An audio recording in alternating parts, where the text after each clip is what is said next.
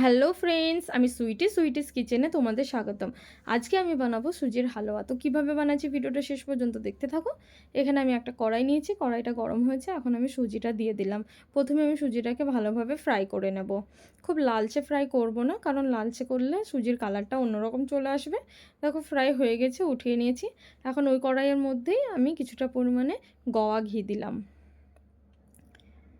ঘিয়ে আমি দুটো তেজপাতা আর দুটো এলাচকে থেতো করে দিয়ে দিলাম সেন্টের জন্য।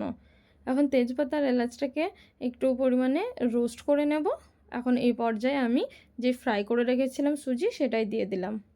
এখন সুজিটাকে নাড়াচাড়া করে নেব ঘিয়ের সঙ্গে, যাতে ভালোভাবে ঘিটা মিক্স হয়ে যায়।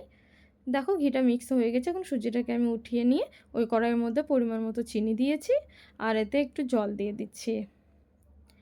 এখন চিনিটাকে ভালোভাবে নাড়াচাড়া করে নিয়ে এটাকে আমি রস বানিয়ে নেব।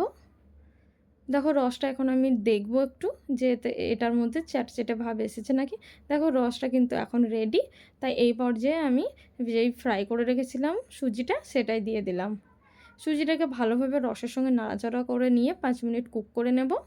খুব বেশিক্ষণ কুক করলে হবে না, কারণ এই রসটা খুব ঠান্ডা হয়ে গেলে খুব গাঢ় হয়ে যাবে আর সুজির হালুয়াটা শক্ত হয়ে যাবে।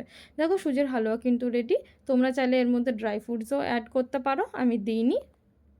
আর চাইলে ফুড কালারও অ্যাড করতে পারো। তো এইভাবে তোমরাও একদিন ট্রাই করে দেখো কেমন হয়েছে কমেন্টের মাধ্যমে জানিয়ে। দেখা যায় নতুন একটি রেসিপি নিয়ে। Thanks for watching.